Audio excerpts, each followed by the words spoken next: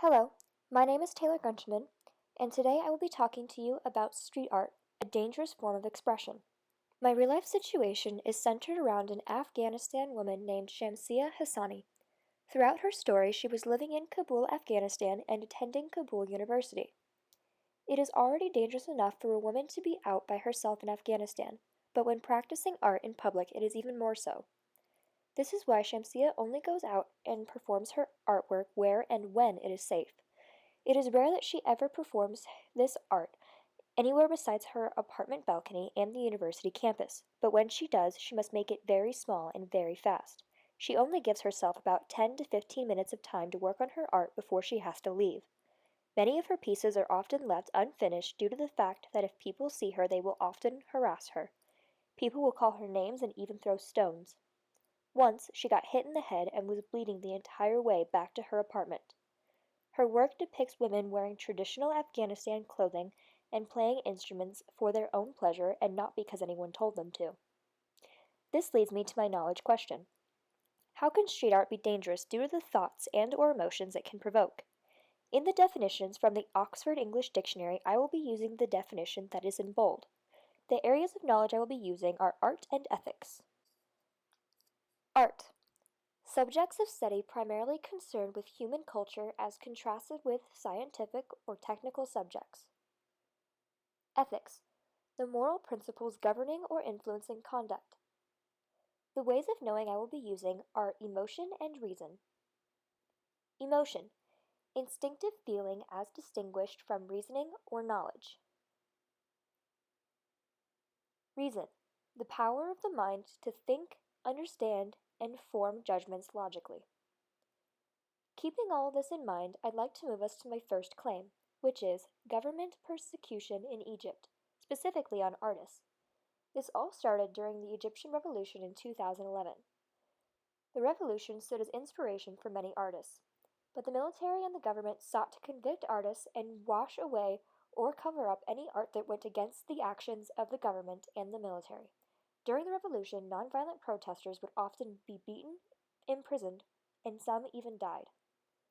Allow me to introduce Bahia Shahab.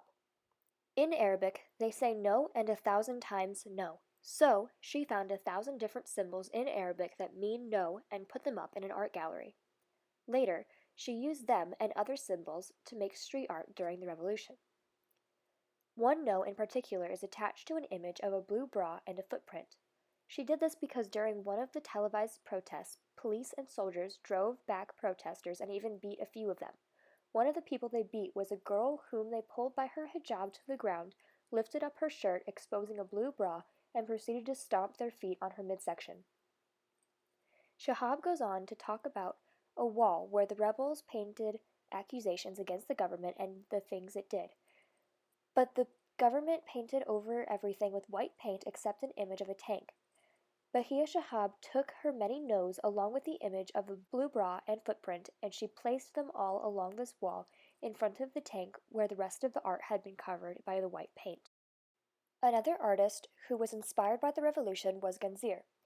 Do you remember the tank that was the only thing that the government didn't cover up with the white paint on one of the walls of freedom? Well, that was made by Ganzir.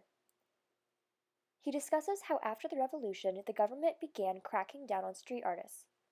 There was even a law made stating that anyone making street art against the government would be prosecuted. Ganzir said how he was able to get around this, though. He made art right under the noses of the government. No one would think a person would dare to make art going against the government right in front of its soldiers and a tank.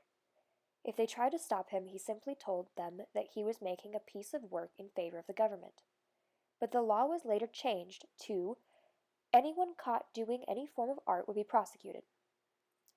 Many street artists, journalists, and even reporters were imprisoned, and most, if not all, of their work was destroyed.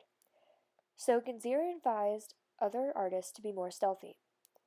In contrast to Shahab and Ganzir, there is a street artist who goes by the name Oso. Officer Oscar Gonzalez, the superintendent of the National Police in Bogota, Colombia, goes by the name Oso, which is Spanish for bear. He creates street art and uses it in order to keep Colombia's youth away from drugs. He has children help him paint his art, and all the while encourages them to use art as a crutch instead of turning to drugs. While what Oso does is a fantastic representation of moral and his government and community commend what he is trying to do, street art can still be dangerous. After all, Shahab and Kinzir's intentions are to stand up to an unjust government, but this puts them in danger of possible imprisonment. While Oso won't be thrown in jail for his street art, he could very well be endangered by drug dealers who don't like a cop taking away potential customers. Therefore, Oso could still be in danger because of his art. This leads me to my second claim, which is hiding in Russia. In Russia, creativity is frowned upon, and any street art is covered up by gray paint as soon as possible. Anyone caught doing street art is imprisoned and will have their supplies and work taken and sometimes destroyed. Please allow me to introduce Alexis Lerner. She's not a street artist, but she is the director of Post-Soviet Graffiti, which is a street art research blog. Lerner describes the anonymity of graffiti and how that has an appeal. For instance, she wrote about a piece that has Putin depicted as Hitler with DNA that's half Russian and half Ukrainian colors. Someone came up and wrote underneath it, "Get lost." Then someone else scribbled out the Russian part of the DNA strand. It used to be that the government would just paint over it, but Lerner discusses how the Russian government has gotten even worse when she talks about another artist. This artist painted over the Stalin-era star that's on top of one of the skyscrapers in Moscow. The artist painted it Ukrainian colors and displayed the Ukrainian flag on top. Imagine that. This artist climbed a skyscraper, painted the star, and then fled the country. Lerner says how shocked she was that the government said they'd come after him. Then she talks about how the government even paid artists to make art showing a strong and healthy Russia, promoting people to get outdoors and be active. Some even prompted citizens to stop smoking, clearly trying to cover up how bad things really are in terms of captive creativity. This brings me to my second counterclaim. In Detroit, Michigan, USA, there's the Heidelberg Project. This project is an open-air art exhibit stretching for an entire block on the city's east side. Artists from all around are encouraged to do art everywhere along Heidelberg Street. This street is lined with abandoned houses, and for 30 years this project has helped to bring color and life back to this part of the city. The project gets 275,000 visitors annually, and all the money they raise goes back to helping local neighborhoods and local youth. While this is breathtaking and requires a great deal of work, it is still arguably dangerous.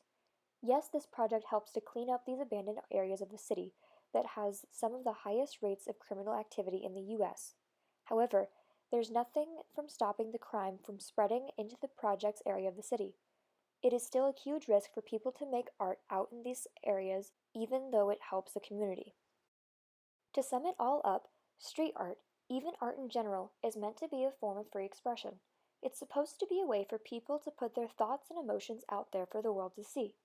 However, in many instances, instead of being a form of free expression, it's more like self-criminalization. Street art is dangerous for people and for governments. Revolutions designed to topple governments and militaries are formed, and people are beaten, imprisoned, or even killed.